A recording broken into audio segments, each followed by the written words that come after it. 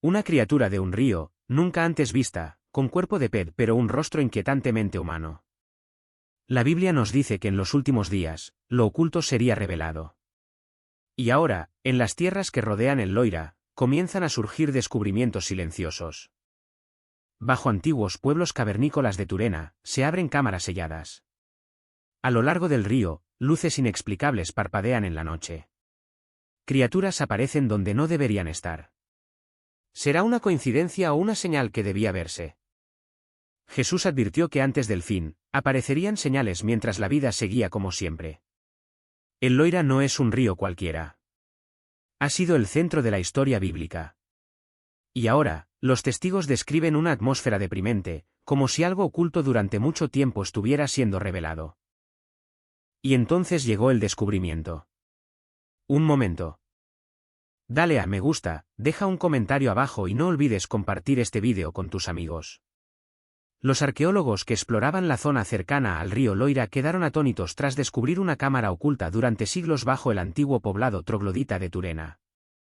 Era un lugar que había permanecido oculto durante siglos, cuidadosamente oculto bajo capas de roca y sedimentos, a pesar de generaciones de estudios realizados en la zona. El descubrimiento sugería que este poblado troglodita de Turena aún albergaba secretos ocultados intencionadamente. La cámara, que recordaba a una vivienda troglodita, estaba herméticamente sellada, con una estructura precisa y deliberada. En su interior se encontraban habitaciones cerradas donde se habían depositado y conservado restos humanos, imperturbables por el paso del tiempo. Algunos parecían cuidadosamente dispuestos, mientras que otros estaban agrupados, todos protegidos bajo la piedra que no mostraba signos de intrusión.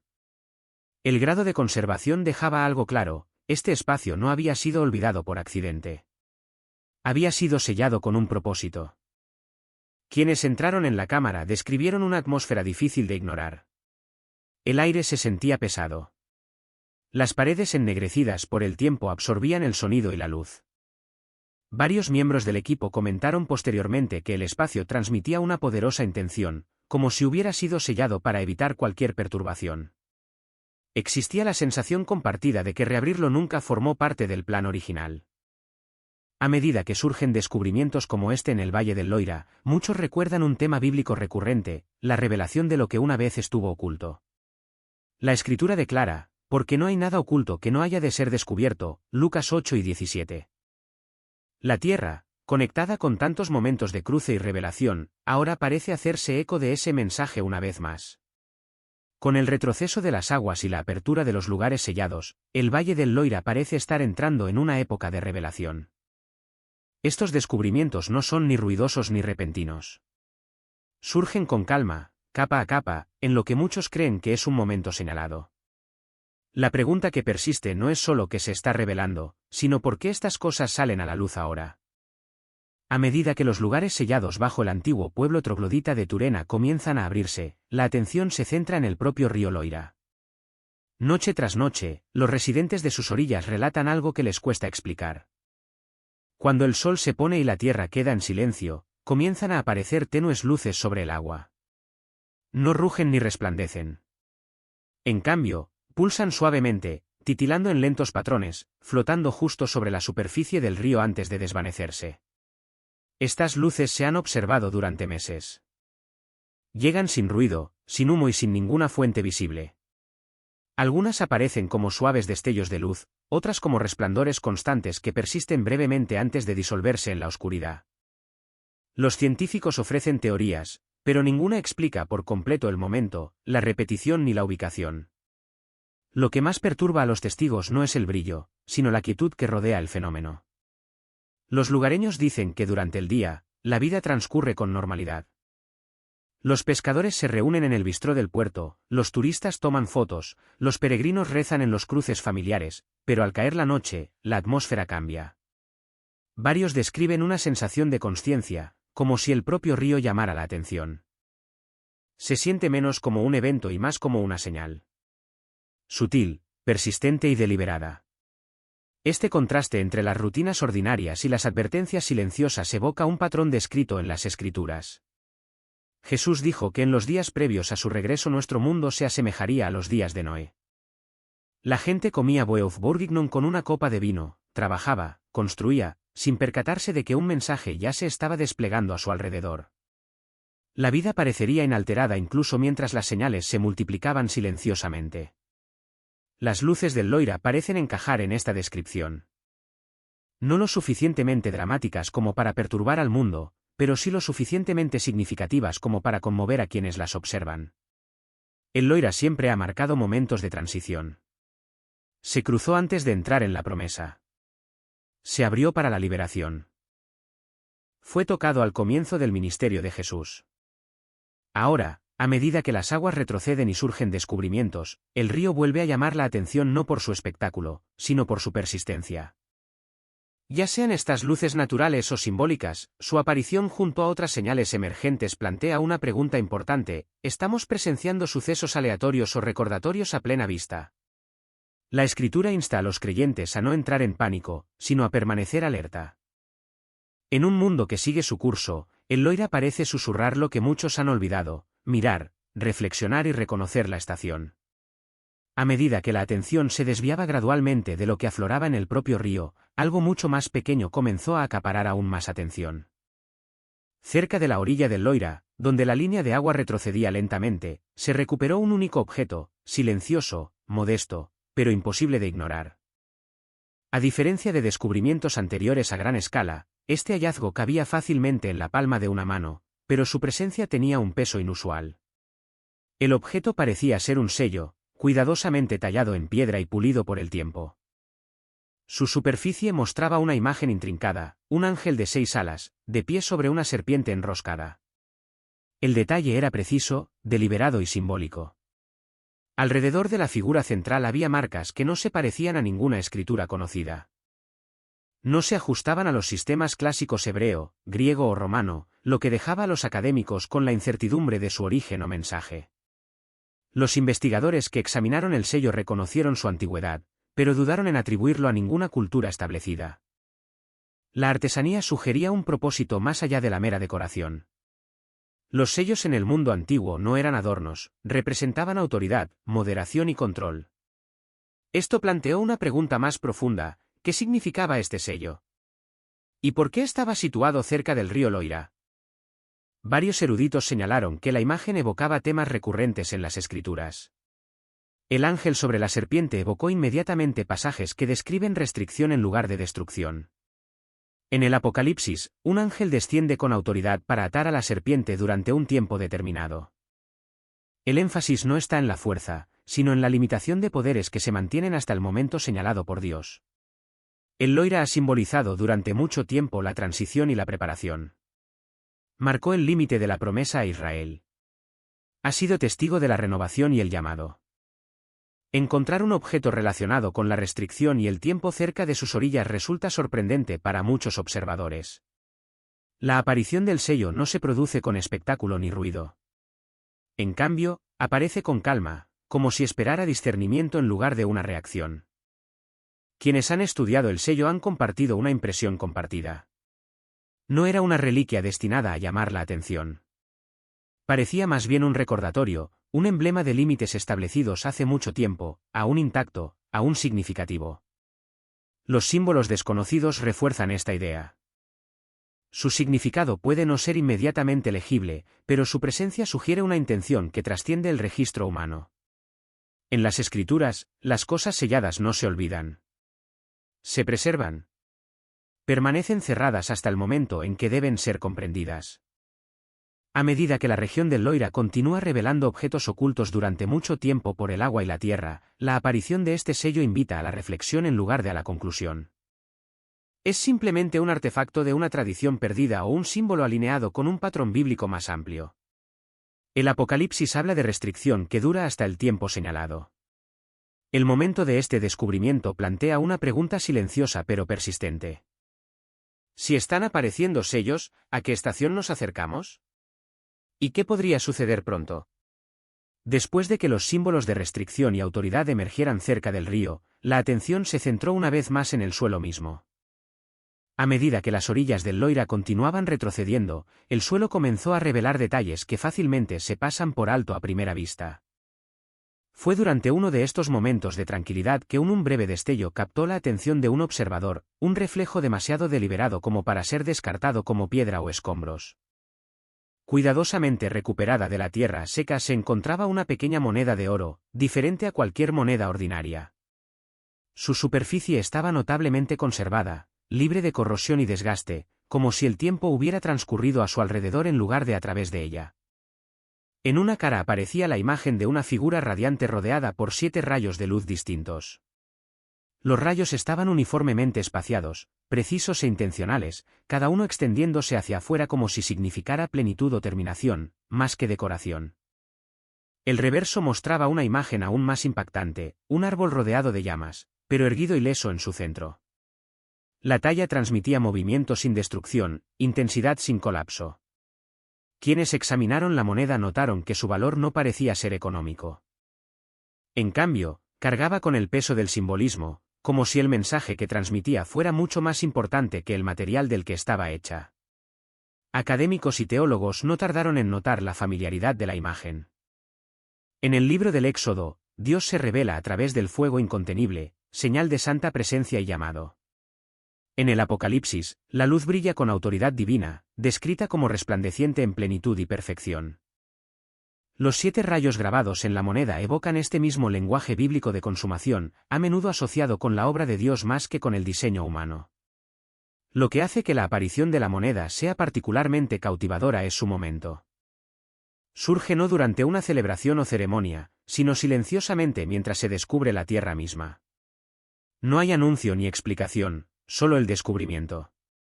Como la zarza ardiente, llama la atención no por la fuerza, sino por su significado. El Loira ha sido durante mucho tiempo un lugar donde se revelan la vocación y la identidad. Profetas han sido comisionados en sus cercanías. Jesús mismo comenzó su ministerio público en estas aguas. Ahora, a medida que objetos portadores de señales de luz y presencia emergen a lo largo de sus orillas, el simbolismo parece difícil de ignorar. Los observadores describen un sentimiento compartido de que la moneda no solo apunta hacia atrás. Parece llamar hacia adelante, hacia la reflexión, la preparación y la conciencia. Las escrituras presentan constantemente la luz como guía y exposición, iluminando lo invisible y aclarando lo verdadero. ¿Es esta moneda simplemente una reliquia de un tiempo desconocido o un recordatorio puesto a plena vista? La Biblia enseña que cuando Dios se revela, a menudo lo hace mediante señales que invitan a una respuesta en lugar de exigirla.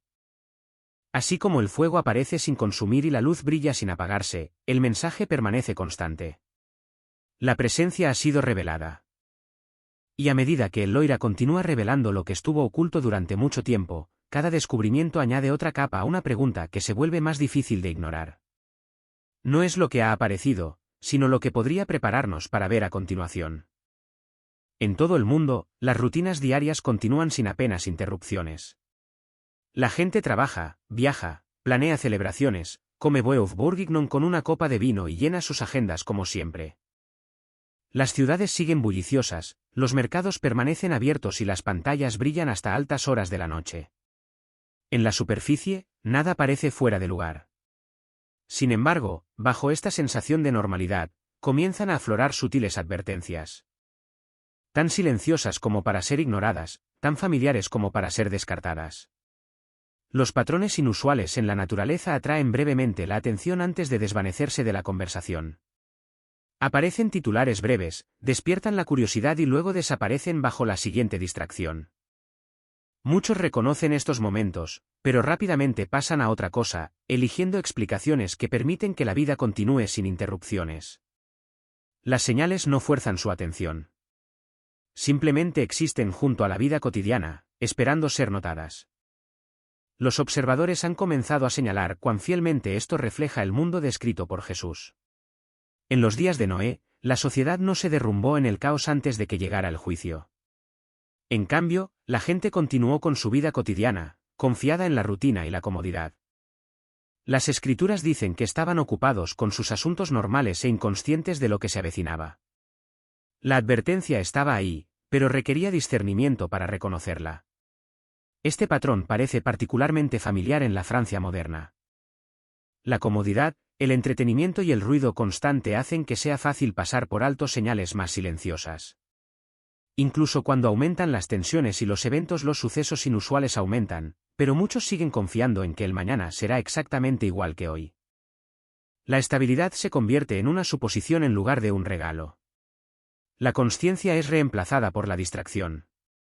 Las palabras de Jesús en Mateo siguen siendo sorprendentemente relevantes: estaban comiendo y bebiendo, y no se dieron cuenta hasta que llegó el diluvio. El énfasis no está en el miedo, sino en la atención.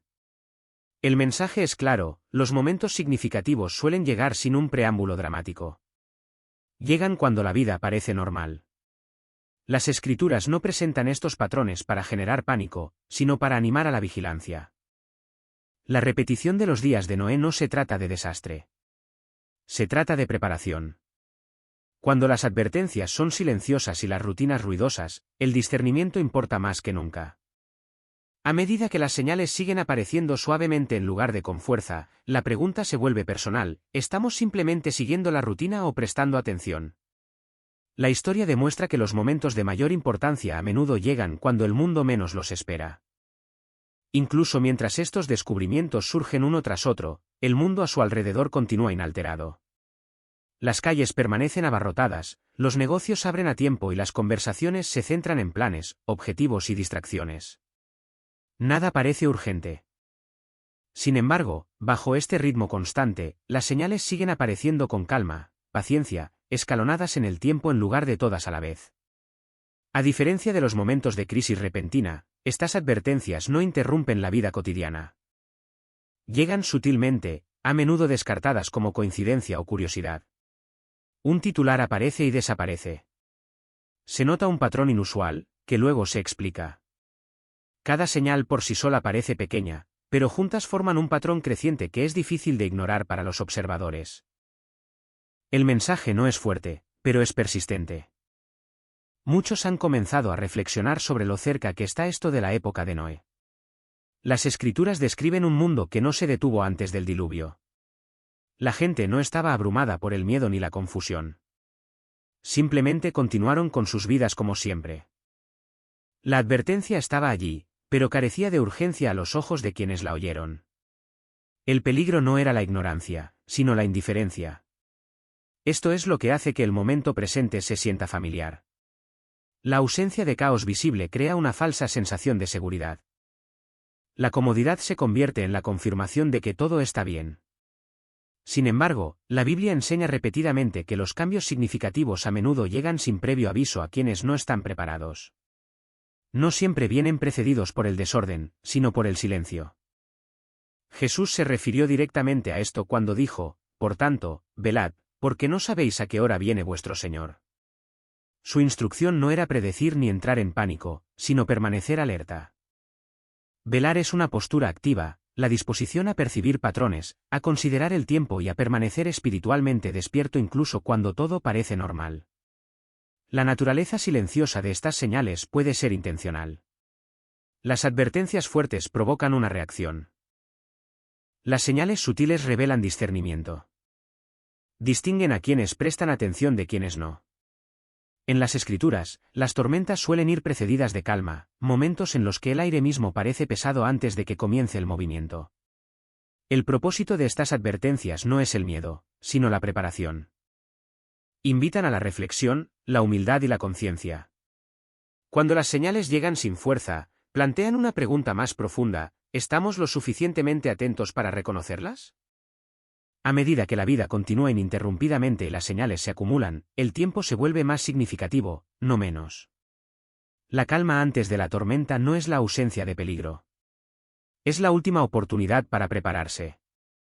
Y para quienes observan, la calma puede hablar más fuerte que cualquier otra cosa: la segunda venida de Jesucristo. Los seguidores de Jesucristo han esperado durante mucho tiempo su regreso prometido. Después de su resurrección, Jesús permaneció con sus apóstoles durante 40 días, enseñándoles y preparándolos para lo que les esperaba. Al final de ese tiempo, se reunieron en el Monte de los Olivos, donde Jesús completó su ministerio terrenal y ascendió al cielo. Mientras los apóstoles lo veían ascender, 2 ángeles estaban cerca y les recordaron que Jesús regresaría de la misma manera. Desde ese momento, los creyentes han esperado su segunda venida con fe y esperanza. La segunda venida no será como la primera llegada de Jesús a la tierra. Regresará abiertamente con poder y gloria, y su presencia será inconfundible. Toda nación sabrá quién es, y su autoridad será reconocida en todo el cielo y la tierra. Aunque desconocemos la fecha exacta de su regreso, las Escrituras nos aseguran que ocurrirá según el plan perfecto de Dios. Cuando Jesús regrese, purificará la tierra. Toda corrupción será eliminada y todo lo que se oponga a la justicia desaparecerá. Esta purificación preparará al mundo para convertirse en un lugar de paz y santidad. La tierra misma será renovada, liberada de los efectos de una prolongada decadencia espiritual y moral. Jesús también juzgará a todas las personas. Separará a los justos de los injustos con perfecta imparcialidad y comprensión. Este juicio no se basará en las apariencias, sino en la verdad, la intención y la fidelidad. Quienes lo hayan seguido y vivido conforme a sus enseñanzas serán bienvenidos en su presencia. Los demás afrontarán las consecuencias de sus decisiones. Este juicio marca el comienzo de un nuevo orden establecido por la autoridad divina. La segunda venida marcará el comienzo del milenio, un periodo de 1000 años durante el cual Jesucristo reinará personalmente en la tierra. Durante este tiempo, la paz prevalecerá y la justicia guiará todos los aspectos de la vida. La influencia de Satanás será restringida, lo que permitirá a la humanidad experimentar un mundo centrado en la justicia, la verdad y el crecimiento espiritual. Los justos se regocijarán en la presencia de Cristo y participarán en su obra. Uno de los eventos más significativos asociados con la segunda venida es la continuación de la resurrección. Quienes pertenecen a la resurrección de los justos resucitarán y se encontrarán con el Salvador. Esta resurrección comenzó poco después de la resurrección de Jesús y continuará en secuencia.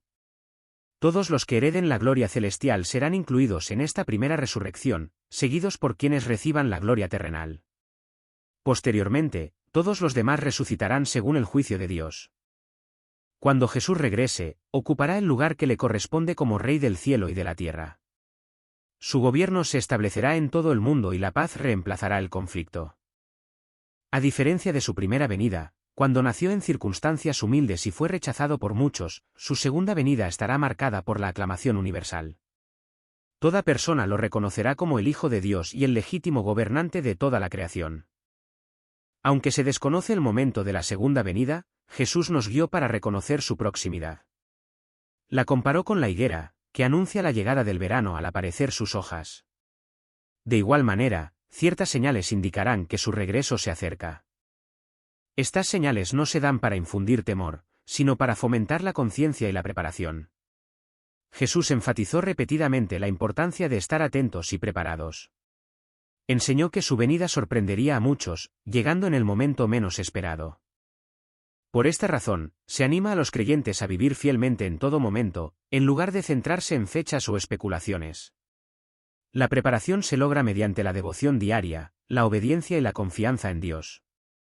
Prepararse para el regreso del Salvador implica vivir los principios que Él enseñó, aceptar el Evangelio, practicar el amor, mostrar compasión y buscar guía mediante la oración para fortalecer la fe. Escuchar a líderes inspirados y seguir las impresiones espirituales también puede guiar a las personas hacia la preparación. Cuando las personas viven de esta manera, pueden esperar la segunda venida con confianza y paz en lugar de temor. El Señor aseguró a sus discípulos que no debían temer. Su regreso es una promesa de plenitud, restauración y gozo para quienes confían en Él. En lugar de preocuparse por cuándo vendrá, se anima a los creyentes a centrarse en su vida. Ahora bien, estar preparados no se trata de predecir, sino de transformar. A lo largo de la historia, Dios ha provisto señales y recordatorios para guiar a su pueblo. La segunda venida de Jesucristo representa la culminación de su plan para la humanidad. Representa la justicia, la misericordia, la renovación y la esperanza eterna. Al reflexionar sobre este evento futuro, los creyentes son invitados a fortalecer su fe y vivir cada día con propósito. La pregunta no es si Jesús regresará, sino si estamos listos para recibirlo. Su promesa sigue siendo cierta, su tiempo es perfecto y su invitación es abierta. Quienes observan fielmente y viven conforme a sus enseñanzas recibirán su venida con alegría, sabiendo que la redención está cerca y que el reino de Dios está cerca, junto con el juicio de Dios y su misericordia. Comprender el juicio de Dios es esencial para quien desee andar con sabiduría. Las Escrituras enseñan que la verdadera justicia no se puede entender sin reverencia al Señor. El temor de Dios no es terror, sino el reconocimiento de Él. El poder de su santidad, su autoridad y su perfección moral. A medida que las personas crecen en su conocimiento de Dios, reconocen cada vez más que sus juicios son siempre justos, equitativos y guiados por el amor. Solo Dios es el juez perfecto. Los tribunales, gobernantes e instituciones humanas son limitados e imperfectos. Pero Dios ve cada motivo, cada intención y cada verdad oculta. Su justicia y misericordia no son fuerzas opuestas. Él no es en parte justo y en parte misericordioso. Él es completamente justo y completamente misericordioso en todo momento. Estas cualidades están perfectamente unidas en Jesucristo. La cruz revela este equilibrio claramente. La justicia de Dios exigía que se hiciera frente al mal. Sin embargo, su misericordia proporcionó la solución.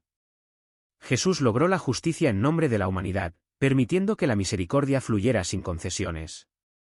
De esta manera, el juicio se convirtió en un camino hacia la restauración en lugar de la destrucción. Muchos luchan cuando escuchan palabras de juicio, imaginando solo severidad. Las Escrituras presentan una imagen diferente. El juicio a menudo implica que Dios retira su mano protectora después de que se han ignorado repetidas advertencias. Este alejamiento permite a las personas experimentar las consecuencias de sus decisiones, no porque Dios desee el mal, sino porque desea el arrepentimiento y la verdad. Jesús ilustró este principio en la parábola del trigo y la cizaña. Ambos crecen juntos hasta la madurez. Con el tiempo, su verdadera naturaleza se hace visible. El orgullo se yergue, mientras que la humildad se inclina. Dios permite que ambos maduren para que la separación sea clara y justa. Este proceso refleja una época en la que la luz y la oscuridad crecen simultáneamente. La disciplina de Dios funciona como una corrección amorosa. Como un padre cariñoso, interviene para prevenir un daño mayor. La disciplina nunca tiene como objetivo destruir la identidad, sino preservar la vida y restaurar el rumbo. Las Escrituras enseñan que Dios corrige a quienes ama para que puedan participar de su plenitud. La historia bíblica muestra que el juicio a menudo tiene fines redentores. Dios permitió que las naciones enfrentaran pruebas para que pudieran alejarse del engaño y buscar la verdad. Incluso gobernantes poderosos fueron humillados, no para borrarlos, sino para despertarlos. Cuando llegó el arrepentimiento, vino la restauración. El juicio de Dios también expone la injusticia oculta. La exposición por sí sola es una invitación al cambio. Cuando se ignora, puede seguir un desarraigo más profundo. Este proceso elimina sistemas dañinos para que se pueda plantar algo más saludable. Dios demuele para construir y quita para restaurar. A través de las Escrituras, Dios envía advertencias con paciencia antes de actuar. Él desea la transformación, no el colapso. Cuando las personas rechazan obstinadamente la verdad, Dios permite que las consecuencias hablen más fuerte que las palabras. Aún así, la misericordia sigue disponible para quienes regresan. El juicio, bien entendido, revela la fidelidad de Dios. Él no abandona la creación ni descuida el mal. En cambio, trabaja por la sanación, la claridad y la renovación. Sus juicios nunca son aleatorios ni crueles. Son determinados, mesurados y guiados por la sabiduría. En tiempos de agitación, Dios invita a la humildad, la reflexión y el arrepentimiento. Estos momentos no son señales de abandono, sino oportunidades para un avivamiento. A través del juicio, Dios llama a las personas a alejarse del engaño y a encaminarse hacia la vida. En última instancia, la justicia de Dios sirve para la redención. Su misericordia es extensa, su paciencia perdurable y su deseo inquebrantable. Cuando llega el juicio, no es el fin de la esperanza, sino el comienzo de la restauración para quienes están dispuestos a escuchar. Dios invita a las personas y a las naciones a responder con humildad, valentía y confianza. Cuando los corazones se vuelven a Él, el juicio se convierte en refinamiento y la misericordia en renovación, guiando a las personas hacia la verdad, la libertad y la paz duradera bajo su fiel cuidado para las generaciones venideras en toda la tierra hoy. Gracias por ver el vídeo.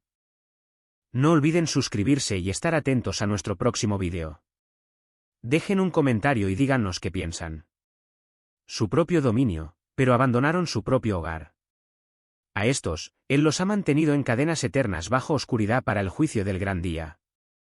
Y Apocalipsis 9 y 14 describe a 4 ángeles atados al río Eufrates esperando su liberación en los últimos días. ¿Pero qué hay del Loira? Podría ser también un lugar donde los antiguos caídos estuvieron escondidos, sellados por el juicio divino, esperando un momento señalado para resurgir. Esta estatua, este monumento enterrado en el silencio, puede que no sea un homenaje a un mito. Podría ser un marcador, una advertencia o incluso la manifestación de uno de esos seres que hace mucho tiempo estuvieron unidos y que ahora comienza a emerger. ¿Estamos presenciando el cumplimiento de una profecía? ¿Será este el comienzo de algo mucho más sobrenatural de lo que jamás imaginamos? Sigan observando. La verdad apenas comienza a desvelarse. El Loira, el lugar sagrado cargado de historia, ha experimentado recientemente una transformación sorprendente. Sus aguas, antaño claras y tranquilas, se han teñido de un rojo intenso y siniestro. Este fenómeno ha asombrado a los científicos y conmovido a los creyentes, quienes no pueden evitar establecer paralelismos con escrituras antiguas y señales proféticas. Este evento no es aislado. En los últimos años, ríos de todo el mundo, desde Argentina y Perú hasta Japón y China, han experimentado decoloraciones rojas similares e inexplicables. A pesar de los intentos científicos de explicarlo como floraciones de algas o depósitos minerales, algo en el patrón y el momento parece demasiado significativo como para ignorarlo. ¿Podría ser esta tendencia global una coincidencia? ¿O se está desarrollando algo más divino? La Biblia usa repetidamente el agua convertida en sangre como símbolo del juicio divino. En Éxodo 7, 17-21, Dios le ordenó a Moisés que golpeara el Nilo, y sus aguas se convirtieron en sangre, una clara advertencia para el faraón y el pueblo de Egipto. Esta misma imagen reaparece en Apocalipsis 16, 3. El segundo ángel derramó su copa en el mar, y éste se volvió como la sangre de un cadáver. En conjunto, estos textos antiguos y los fenómenos modernos plantean una pregunta imperiosa: ¿podría el rojo del río Loira ser un presagio? ¿Una señal de que vivimos en los últimos días antes del regreso de Jesús? Mientras el mundo busca respuestas en la ciencia, la verdad podría residir en la profecía. Y lo que antes se descartaba como simbólico, ahora podría aparecer ante nuestros ojos como advertencias literales que evocan las páginas de las Escrituras. Estamos presenciando un juicio, una llamada de atención o el cumplimiento de lo predicho hace mucho tiempo. Después de que el río Loira se tiñera de un rojo inquietante, se desató una ola de investigación científica y arqueológica. Las teorías iniciales apuntaban a causas naturales, tal vez escorrentía mineral, algas rojas o contaminación. Pero lo que los investigadores encontraron bajo la superficie del río superó con creces cualquier previsión. Enterrado bajo siglos de sedimentos y piedras, se encontraba algo que se creía perdido en el tiempo: el Arca de la Alianza. Desde monstruosas criaturas marinas hasta artefactos bíblicos, cada descubrimiento es más escalofriante que el anterior. ¿Será solo una coincidencia o se está cumpliendo una profecía ante nuestros ojos? Lo que suceda a continuación sacudirá tu fe y despertará tu alma. Acompáñanos a descubrir los escalofriantes secretos bajo el Loira. Descubrimientos tan impactantes que podrían ser las últimas señales de la pronta venida de Jesús. El Loira, considerado durante mucho tiempo un monumento histórico, se enfrenta a una crisis sin precedentes. Antaño una floreciente masa de agua que simbolizaba la vida, la sanación y el renacimiento, ahora se encuentra sumido en la decadencia y el silencio. Años de contaminación, sobreexplotación y cambio climático han reducido su caudal en casi un 90%. En algunos tramos, el agua es tan poco profunda que se puede vadear. Los bancos de lodo agrietados ahora sustituyen a los arroyos que antaño florecientes. Pero algo más profundo está sucediendo. Espera un segundo. Dale a me gusta, deja un comentario abajo y no olvides compartir este vídeo con tus amigos. Bien, continuemos. Todo comenzó con un sonido bajo, profundo y escalofriante. Durante semanas, aldeanos y viajeros a lo largo del Loira susurraron sobre una extraña vibración que se podía sentir a través del suelo. No era solo ruido. Era una presencia. Algunos lo describieron como un gemido de la tierra misma, mientras que otros dijeron que sonaba como el lejano sonido de un cuerno resonando a través de la roca y el agua. Al principio, Los científicos lo descartaron como un fenómeno natural, tal vez placas tectónicas en movimiento o agua subterránea excavando nuevas cavernas bajo la superficie. Pero las teorías se derrumbaron rápidamente cuando no se detectó actividad sísmica. La Tierra no se movía, pero algo llamaba desde abajo. Algunos comenzaron a llamarlo el grito de la Tierra. Otros creyeron que era eso algo mucho más espiritual, una advertencia divina o una agitación demoníaca bajo el río. Podría estar relacionado con Apocalipsis 6, donde la apertura del sexto sello desencadena grandes terremotos, perturbaciones cósmicas y fenómenos inexplicables que anuncian el juicio venidero. La Biblia nos dice que antes del regreso de Cristo, el mundo temblará, el cielo se oscurecerá, la tierra se estremecerá y aparecerán señales extrañas tanto en el cielo como en la tierra. Y al escuchar este sonido inquietante bajo el Loira, recordamos Romanos 8 y 22, que dice: toda la creación gimió como con dolores de parto, anhelando redención. ¿Podría esta extraña vibración ser parte de ese gemido divino? Una advertencia de que el fin está cerca. Una cosa es segura, esto es solo el principio. El Loira, antaño un lugar de sanación y renovación, ahora parece ser un mensajero profético. Sigue observando, porque el río no ha terminado de hablar. Y lo que viene a continuación te conmoverá profundamente. Apenas días después de que se registraran los misteriosos sonidos bajo el río Loira, un grupo de buzos profesionales hizo un descubrimiento que dejó atónitos a científicos y teólogos. Mientras inspeccionaban la zona cercana a la curva norte del río, encontraron una enorme criatura sobrenatural acechando en las oscuras profundidades, un calamar gigante de casi 4,5 metros de largo. No era un avistamiento cualquiera. Los calamares gigantes suelen encontrarse a miles de metros bajo la superficie del océano, en algunos de los entornos marinos más extremos y remotos de la Tierra. Que uno aparezca en las aguas dulces del Loira, a cientos de kilómetros del mar, es biológica y geográficamente imposible.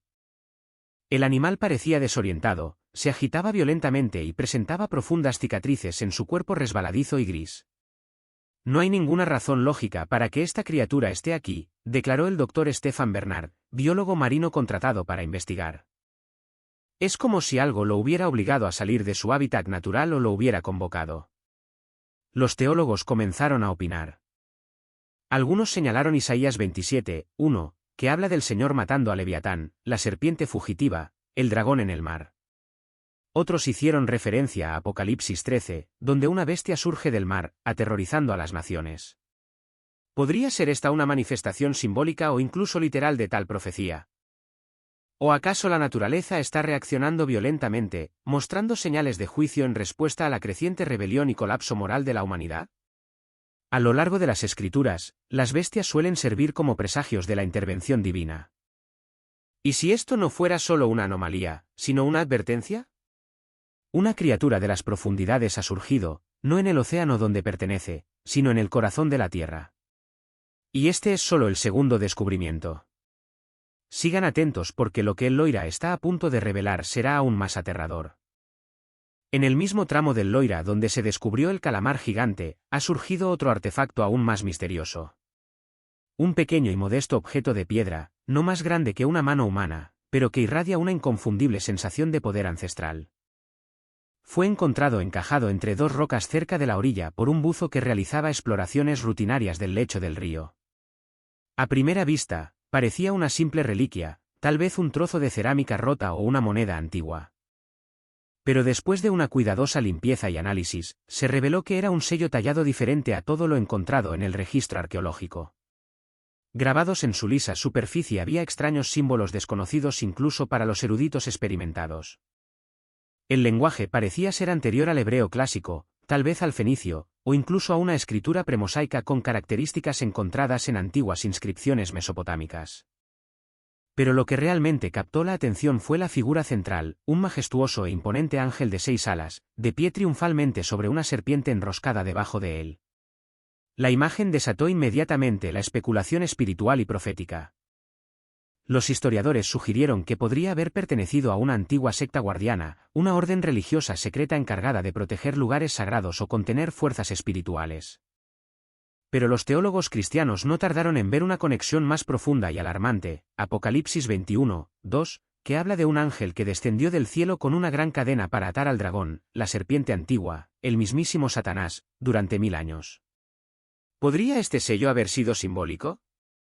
¿O era algo literal, una llave espiritual utilizada para contener el poder demoníaco? Y la pregunta más apremiante es, ¿por qué se ha descubierto ahora, tras miles de años oculto bajo el Loira? ¿Está Dios revelando un cambio en el reino espiritual? ¿Una liberación o una advertencia?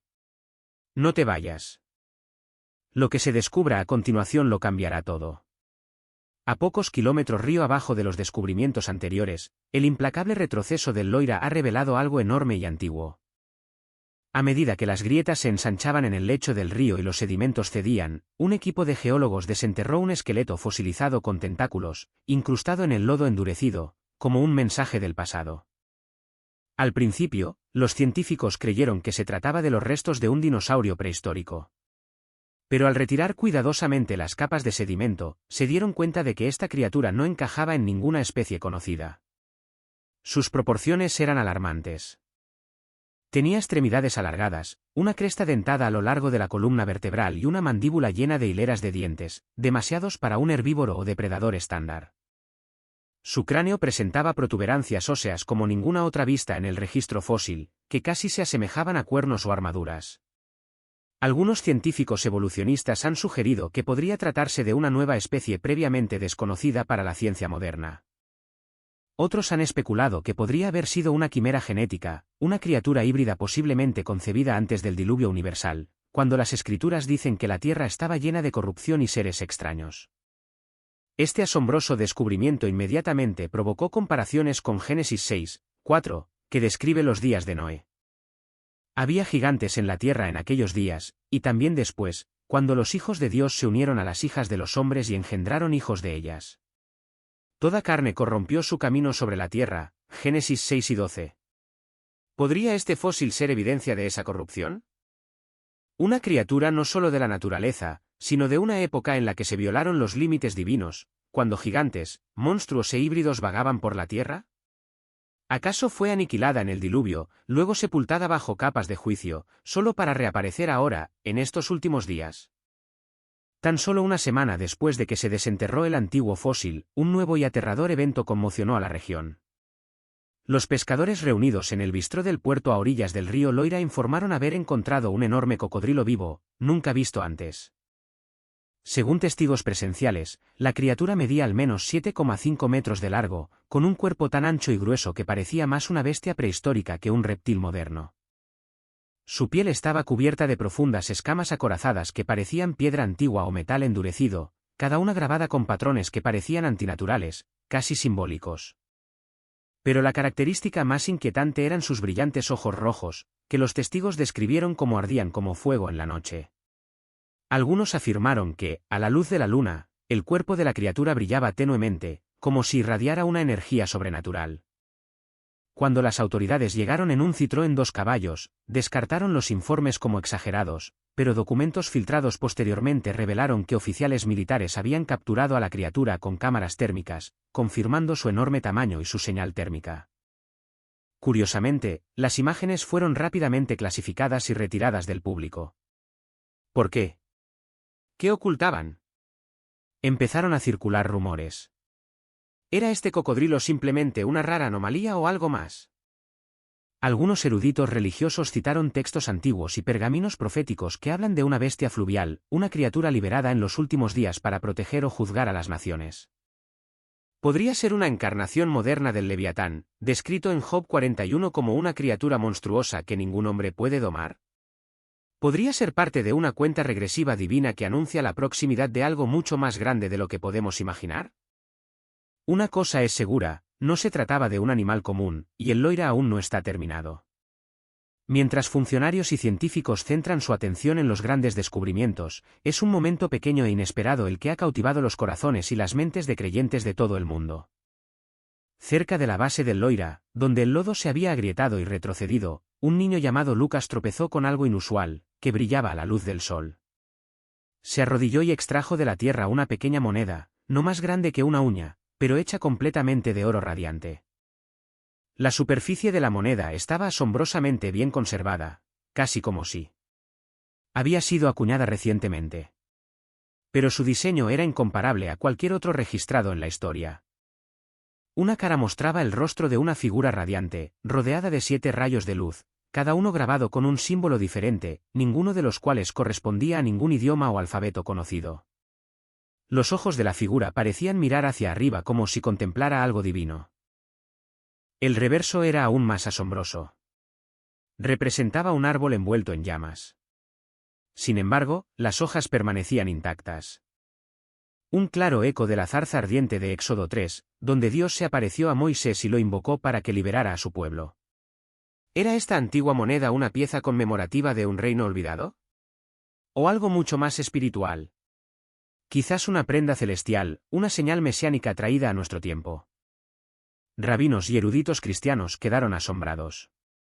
Algunos señalaron Malaquías 3:1, que dice que el Señor vendrá repentinamente a su templo, precedido por un mensajero divino. Otros lo vieron como un símbolo de purificación, juicio y la próxima restauración del pacto de Dios. Pero el momento plantea profundas preguntas. ¿Por qué ahora? ¿Por qué aquí en el Loira, un lugar de profecía y misterio? ¿Es esta moneda un anuncio divino del regreso del rey? Y pronto, 6 descubrimientos, 6 señales proféticas. No son eventos aleatorios. Desde extraños sonidos que resuenan bajo las aguas hasta la aparición de criaturas imposibles, fósiles gigantes, sellos antiguos y símbolos celestiales, el Loira ya no es solo un río.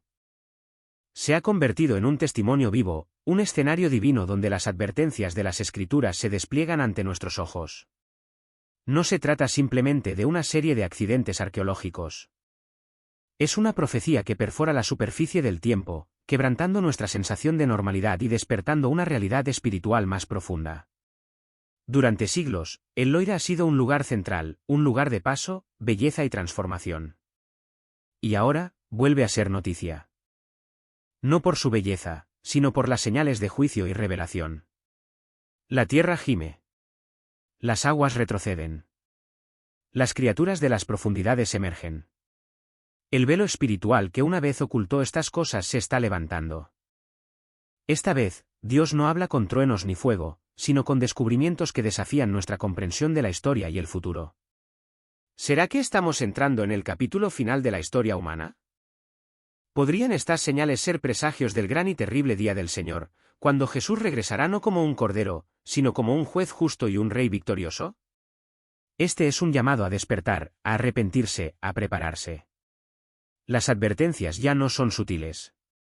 El silencio ha terminado. La cuenta regresiva ha comenzado. El Loira ha hablado. El mundo tiembla. Y ahora la pregunta ya no es qué se ha encontrado, sino que sigue. Porque el tiempo está cerca. Oremos. Padre Celestial, venimos ante ti hoy con reverencia y temblor. La tierra revela misterios enterrados hace mucho tiempo, y sentimos que hablas con más fuerza que nunca. No con meras palabras, sino con señales, con prodigios, con la esencia misma de la creación. Una vez hablaste por fuego y nubes, por agua y viento, por profetas y visiones. Y ahora, Señor, hablas a través del temblor de la tierra y la revelación de secretos. Abre nuestros ojos, oh Dios. No permitas que seamos como aquellos en los días de Noé, comiendo, bebiendo y viviendo nuestras vidas, inconscientes del diluvio del juicio que se acerca. Despiértanos de nuestro letargo. Conmueve nuestros corazones.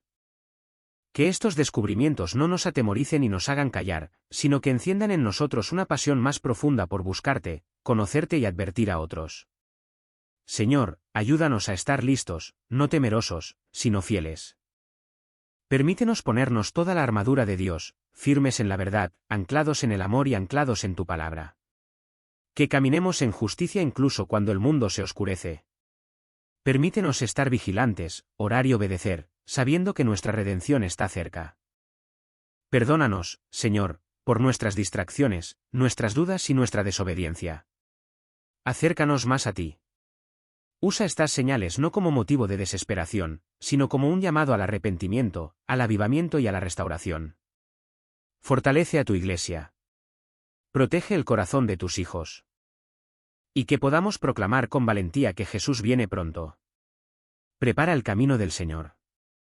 Te lo pedimos en el nombre poderoso, incomparable y santo de nuestro Rey que regresa, Jesucristo. Amén.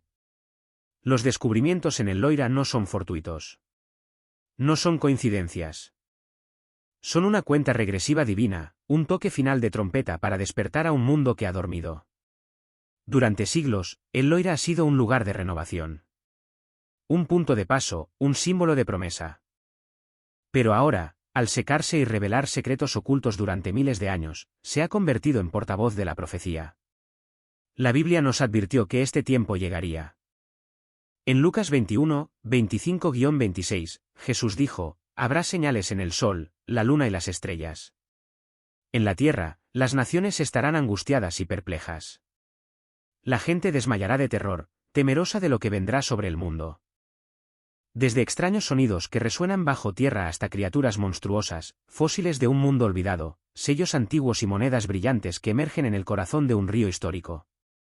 Estos no son eventos comunes. Son el cumplimiento. Son la advertencia. En Isaías 24, se nos dice que la tierra se tambaleará como un ebrio y sus cimientos temblarán. En Apocalipsis, se nos advierte de bestias que surgen de las profundidades y juicios que se derraman como copas sobre la tierra. Los ríos se secarán. Las naciones se enfurecerán. El mundo se dividirá entre quienes vean las señales y quienes decidan ignorarlas. Jesús advirtió que su regreso sería repentino. Como un ladrón en la noche, sorprendiendo a muchos, nos dijo que permaneciéramos despiertos, vigilantes, preparados. Sin embargo, hoy en día muchos se dejan llevar por la comodidad, consumidos por el entretenimiento, obsesionados con la política y distraídos por el ruido del mundo. Pero ahora el Loira, un río que ha fluido a lo largo de la historia, clama. Ha revelado lo oculto.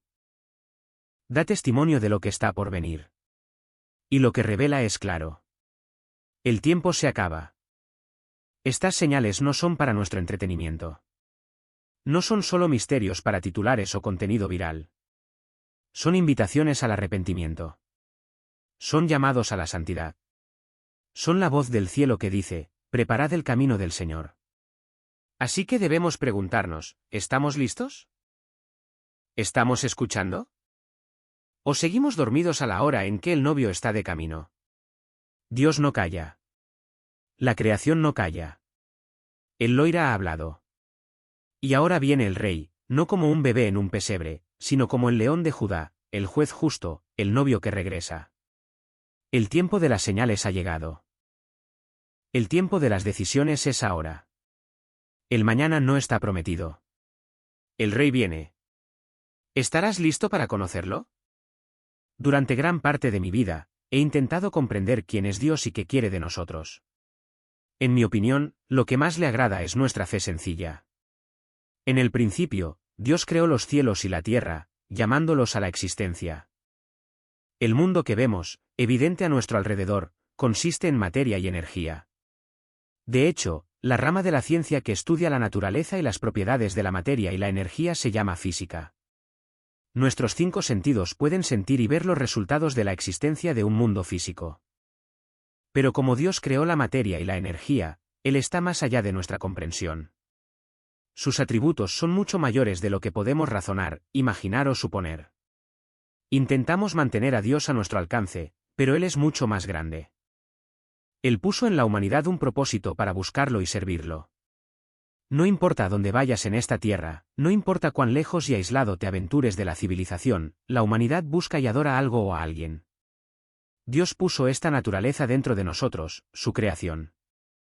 También dice que busca a quienes lo adoren en verdad y en espíritu. La humanidad en todo el mundo busca la manera de apaciguar a este Creador. La evidencia que apunta a este Dios es simplemente demasiado abundante como para ignorarla. Han desarrollado todo tipo de actos y fórmulas religiosas con la esperanza de complacer a este Creador. Se toman todo tipo de suposiciones y acciones para lograrlo. Cada religión en el mundo ha ideado diferentes maneras de atraer la atención de este Dios y complacerlo. Hay una religión que es diferente a las demás, el cristianismo. El cristianismo proporciona un Salvador sin pecado que puede redimir, rescatar y guardar o retener a una persona arrepentida. Otros tienen un método en el que intentan salvarse y mantenerse a sí mismos haciendo algo y luego continúan haciéndolo. Siendo un adulto mayor en esta etapa de mi vida, no tengo mucha confianza en mi capacidad para salvarme. Miro hacia atrás en mi vida y veo mis defectos, mis errores y mis fracasos en ciertas áreas. Y sé que quiero un Dios salvador que me sostenga. Mi fuerza para aferrarme no reside en mi capacidad. Está en la capacidad de mi Salvador. El cristianismo es la única religión que ofrece esto. Saben que Jesús es el Salvador en el cristianismo. Jesús dice en Juan capítulo 6, al que a mí viene, no lo echaré fuera, y al que a mí viene, no lo perderé. Esta es la clase de salvación. ¿El que quiero? Y ese es el tipo de Salvador que es Jesucristo. Una vez que acudimos a Él y comenzamos una relación con Él, Él nos sostiene. De hecho, dice, nunca te dejaré ni te abandonaré. A Dios le encanta cuando le creemos y confiamos en su camino. Fe en su Hijo, Jesucristo. En Hebreos 11, el escritor dice que sin fe es imposible agradar a Dios. Dios ejerce una gran presión sobre quien cree hasta el punto de actuar según lo que Él dice. La fe es creer hasta el punto de actuar. Todo el capítulo trata sobre diferentes individuos que se han dado cuenta de esto mismo. Uno tras otro, en fila, desfila una multitud de testigos. Es interesante. La Biblia no está escrita de forma que esté probada analíticamente. Está escrita de tal manera que la evidencia de la verdad es abundante. Pero aún así tenemos que tomar la decisión deliberada de creer y actuar conforme a ella. La definición misma de la fe. Este es el método de Dios, el camino de Dios. Y se nos da la libertad de elegir si aceptarlo o rechazarlo. Para aquellos que están arrepentidos, aquellos que tienen tristeza y dolor por su estado de pecado, Dios tiene una solución. Él los redimirá, los rescatará y los capacitará para seguir adelante en su fuerza y poder. Vaya, ¡qué intercambio! Le damos a Jesús nuestros pecados. Él nos da su justicia y redención. Ahora, saltemos del material introductorio a la oración de Pablo por los Efesios en el capítulo 3. Si elegimos a Jesucristo, entonces, ¿por qué oramos y qué hacemos para agradar a este Dios de la Biblia? Efesios 3 de la Biblia, 14 Por esta razón me arrodillo ante el Padre, 15 de quien toma nombre toda familia en los cielos y en la tierra. 16 Ruego que, por medio de sus gloriosas riquezas, los fortalezca con poder en su ser interior por medio de su Espíritu. 17 Para que Cristo habite en sus corazones por la fe. Y pido que, arraigados y cimentados en amor, 18 puedan comprender, junto con todos los santos del Señor, cuán ancho, largo, alto y profundo es el amor de Cristo, 19 y de conocer este amor que excede a todo conocimiento, para que sean llenos de toda la plenitud de Dios. 20 Y a aquel que es poderoso para hacer todas las cosas mucho más abundantemente de lo que pedimos o entendemos, según el poder que actúa en nosotros, 21 Él sea la gloria en la Iglesia y en Cristo Jesús por todas las generaciones, por los siglos de los siglos. Amén. Al analizar brevemente los versículos anteriores, note que el Padre, el Hijo, Jesucristo y el Espíritu Santo son mencionados en este breve pasaje de las Escrituras bíblicas. Venimos ante Dios humildemente sabiendo que Él es Dios y nosotros no. No exigimos, pedimos humildemente. Los caminos de Dios a menudo están más allá de nuestro entendimiento. Así que pedimos y esperamos pacientemente su respuesta. A menudo, Él satisface nuestras necesidades de maneras que nosotros no lo haríamos. Todos los padres son modelados según su autoridad. Somos creados a su imagen, y de ahí se originó el rol. Pablo le pidió a Dios que nos fortaleciera con sus riquezas enviando a su Espíritu Santo para ayudarnos. Luego, Pablo pide que estemos arraigados y cimentados en el amor para comprender cuánto ama Jesús a la humanidad, la amplitud, profundidad y altura de su amor por nosotros. Luego, pide que conozcamos este amor que sobrepasa todo entendimiento. Recuerde la definición del amor piadoso en 1 Corintios 13, 4-6. 4. El amor es paciente. El amor es bondadoso. No tiene envidia. No se jacta. No es orgulloso. No deshonra a los demás. No es egoísta. No se enoja fácilmente. No guarda rencor. 6. El amor no se deleita en el mal, sino que se regocija en la verdad. 7. Siempre protege, siempre confía, siempre espera, siempre persevera. En la última parte de esta oración, Pablo nos recuerda que más de lo que podemos imaginar o entender, Dios puede hacer en nosotros. Con la ayuda de su Espíritu Santo, debemos honrar y respetar a este Dios que nos ama tanto y nos ofrece su salvación. Esta salvación es a través de la confianza en su Hijo, Jesucristo. A continuación se encuentran las Escrituras de Juan capítulo 6, que he leído muchas veces para apoyar y fortalecer mi confianza en nuestro Salvador Jesucristo. Beth y yo estuvimos allí en Capernaum donde Jesús pronunció estas palabras. Vea nuestras fotos haciendo clic en el enlace a Capernaum. 28 Entonces le preguntaron, ¿qué debemos hacer para realizar las obras que Dios exige? 29 Jesús respondió, esta es la obra de Dios, creer en el que Él ha enviado. 33 Porque el pan de Dios es el pan que baja del cielo y da vida al mundo. 34 Dijeron, Señor, danos siempre de este pan. 35 Entonces Jesús declaró, yo soy el pan de vida, el que a mí viene, nunca pasará hambre, y el que en mí cree, nunca tendrá sed. 36 Pero, como les dije, me han visto, y sin embargo no creen. 37 Todo lo que el Padre me da, vendrá a mí, y al que a mí viene, no lo echaré fuera. 38 Porque he bajado del cielo, no para hacer mi voluntad, sino la voluntad del que me envió, y esta es la voluntad del que me envió, que no pierda a ninguno de los que él me ha dado, sino que los resucite en el día final. 40 Porque esta es la voluntad de mi Padre, que todo el que ve al Hijo y cree en él, tenga vida eterna, y yo lo resucitaré en el día final. 45 Está escrito en los profetas, todos serán enseñados por Dios. Todo el que ha escuchado al Padre y aprendido de él viene a mí.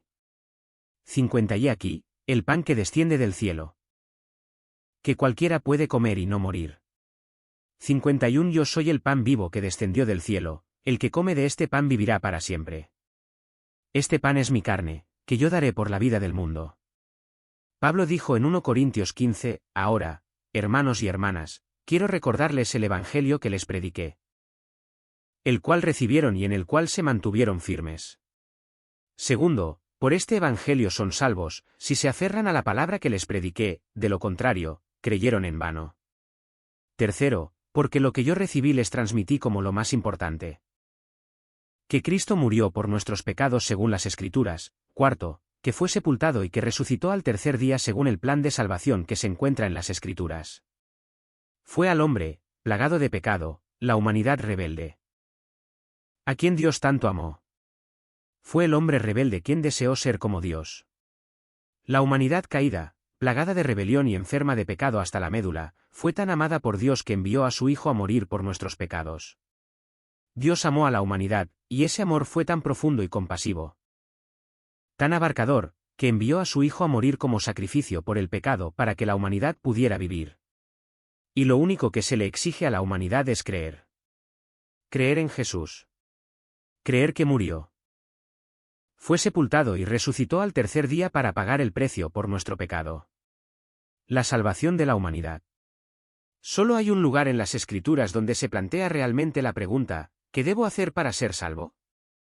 Y la respuesta se da clara y sencilla. Cree en el Señor Jesucristo y serás salvo. El espíritu de la humanidad, nacido muerto en transgresiones y pecados, se salva simplemente al creer en el Señor Jesucristo como nuestro sacrificio por el pecado. Pero nuestra salvación inicial, nuestra salvación del espíritu, es, por supuesto, el primer paso en un viaje de toda la vida hacia la salvación del alma. Porque una vez hemos sido eternamente salvados, Pablo nos dice en Filipenses 2 y 12 que debemos ocuparnos de nuestra propia salvación. Este aspecto de la salvación se llama santificación y continúa a lo largo de toda nuestra vida cristiana. Y en el rapto de la Iglesia, la resurrección de los muertos será la salvación del cuerpo. Salvación tripartita. Nuestro espíritu es salvo hasta el punto en que creemos en Cristo como Salvador. Nuestra alma es salvada a lo largo de toda nuestra vida cristiana. Y nuestro cuerpo será salvo al final de esta dispensación de la Iglesia, cuando los muertos en Cristo resuciten por primera vez.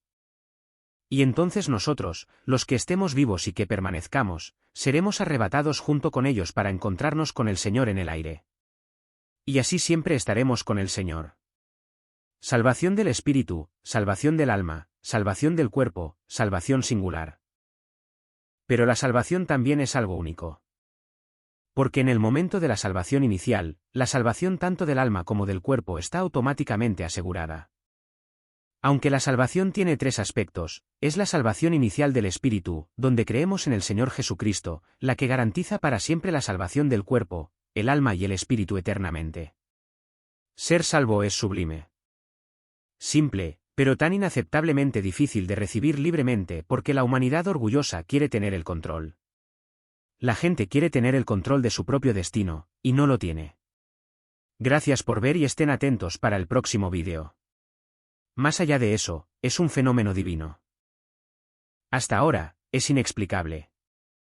Ya hemos discutido cómo esta plaga en Éxodo sirve como un presagio del juicio futuro, no solo contra Provenza, sino contra todos los que se oponen a la voluntad de Dios en los últimos tiempos. Éxodo representa no solo la soberanía de Dios en la redención de su pueblo, sino también su juicio final contra aquellos que se resisten a él. Las opciones son claras: aceptar la revelación de Dios, reconocerlo como Señor y convertirse en su pueblo, o, como Faraón, rechazarlo y enfrentar sus juicios finales. El río Loira tiene una importancia bíblica significativa. Se menciona más de 85 veces debido a su ubicación central en el Loira, la frontera oriental de la Francia actual. En Génesis 13, el Señor eligió el valle del Loira, sentando las bases para acontecimientos cruciales. Mientras los israelitas viajaban de Egipto al valle del Loira, el río Loira actuó como barrera y camino a la vez. La negativa de Moisés a entrar en el valle del Loira simboliza las consecuencias de la desconfianza, dejando a la siguiente generación a la deriva. En su fase de inundación, el Loira era el último obstáculo antes de entrar en el valle del Loira. Por orden de Dios, el sacerdote se paró en el río, dividiendo sus aguas para que los israelitas pudieran cruzar por tierra firme, marcando el comienzo de su conquista. Las tribus de Gad, Rubén y la mitad de Manasés se asentaron al este del Loira, pero ayudaron a conquistar el valle del Loira. Josué erigió monumentos que marcaban el poder y la fidelidad de Dios en su travesía, un recordatorio para las generaciones venideras. No solo eso, sino que en los últimos años han surgido varias noticias sobre el agua que se vuelve roja como la sangre. Un canal en New Dorp, Países Bajos, Bondi Beach en Australia, el río Beirut en Líbano, un río en la provincia de Jian, China, y la lluvia en Sagala, Sri Lanka, todos fueron reportados como rojo sangre por medios de comunicación confiables. Mucha gente se ha preguntado si estas historias son el cumplimiento de las profecías del fin del mundo. Esto es completamente posible, ya que Dios aparecerá inesperadamente. ¿Qué causa que el río se vuelva rojo? Considere esta lección de la historia. Antes del gran diluvio en la época de Noé, Dios emitió advertencias a todos. Sin embargo, en lugar de prestar atención a estas advertencias, la gente optó por ridiculizar a Noé y a su familia. Noé dedicó aproximadamente 120 años a construir el arca, dando a la gente tiempo suficiente para prestar atención, pero permanecieron indiferentes. De manera similar, Dios señaló la proximidad del día del juicio mediante diversas señales. Si la gente continúa ignorando estas advertencias y permanece inconsciente, podrían surgir señales más claras e inequívocas, como un río que se convierte en sangre. Estas vívidas imágenes sirven como un duro recordatorio, evocando el recuerdo de plagas horribles e incitando a la gente a una mayor vigilancia. Reflexionando sobre las enseñanzas de Jesús, advirtió contra el engaño, destacando la complejidad de la escatología. En el contexto actual, se están desarrollando muchos eventos que plantean preguntas sobre la cronología. Jesús advirtió que muchos afirmarían ser el Mesías. Consecuencias de la desecación del río. La desecación del Loira no es solo un problema para el río en sí. Tiene un efecto dominó en varias facetas de la vida a su alrededor. Analicémoslo. Primero, consideremos la industria, la agricultura, el turismo e incluso el suministro de agua local. La desecación del río representa una amenaza para todas estas áreas. Consideremos un río que una vez fue vital para granjas y cultivos, pero que ahora está disminuyendo su caudal, perjudicando la producción alimentaria esencial. Es como si el sustento de estos sectores estuviera desapareciendo lentamente. ¿Qué yace bajo el Loira? El hecho de que el río se haya secado ha revelado muchos secretos bíblicos, una clara indicación de que todo se está desarrollando según el plan de Dios.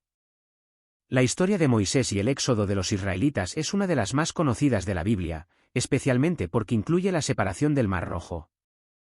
El éxodo, el segundo libro de la Biblia, ha sido objeto de un importante debate sobre su exactitud histórica, y algunos estudiosos cuestionan la afirmación de que los antiguos israelitas emigraron de Egipto durante este periodo. Un equipo de arqueólogos ha descubierto pruebas que, según creen, respaldan el relato bíblico de Moisés, que guió a los israelitas fuera de la esclavitud egipcia hacia la tierra prometida del Valle del Loira.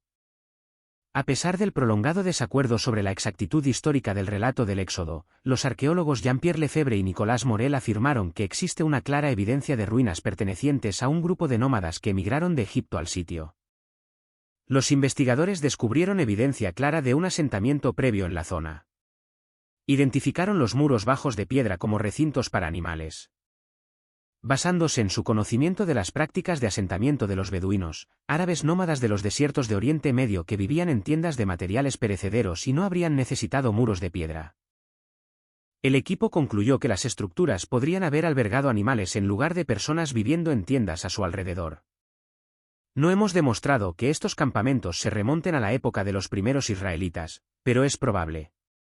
De ser así, esto podría encajar con la historia bíblica de los israelitas que llegaron. Viajaron al este del río Loira, cruzándolo y posteriormente entrando en la región montañosa de Provenza. Según Nicolas Morel, el arqueólogo también declaró que pretendían investigar la adyacente Uja el Foca para determinar si estaba conectada con una comunidad israelita de la zona.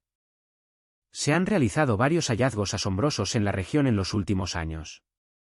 Jean-Pierre Lefebvre y Nicolas Morel descubrieron restos de piedra y fragmentos de cerámica en el kibutz El Asara, en el Valle del Loira, en 2013, que se cree que datan de finales de la Edad del Bronce, 1400 a 1200 a.C., o de la Edad del Hierro. Además, descubrieron los rollos del Mar Muerto. Antes del descubrimiento de los rollos del Mar Muerto en Qumran, los investigadores habían perdido la esperanza de encontrar textos hebreos más antiguos que nuestras copias más antiguas conocidas, que datan del siglo X después de Cristo, 900 años después de Jesús. Sin embargo, los rollos del Mar Muerto, que datan del siglo II antes de Cristo, proporcionan una base histórica de 1000 años para nuestra comprensión de la Biblia hebrea.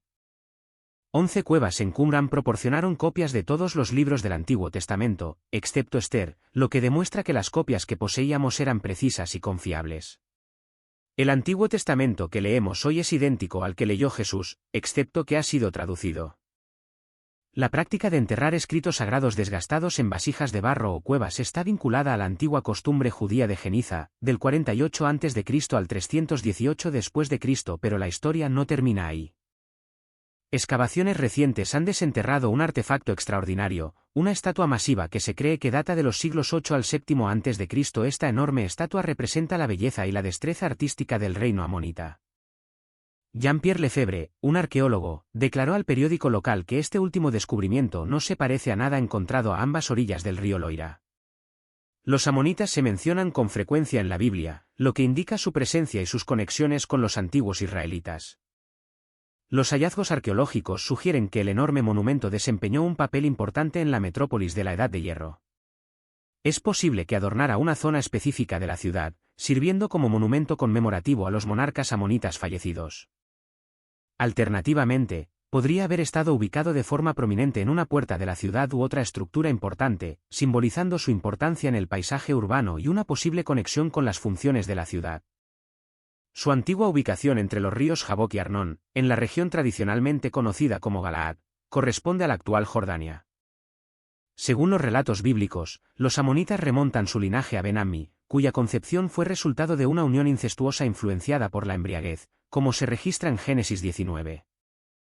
Esta conexión genealógica enriquece nuestra comprensión histórica del pueblo amonita y sus complejos orígenes, tal como se describen en las narraciones bíblicas.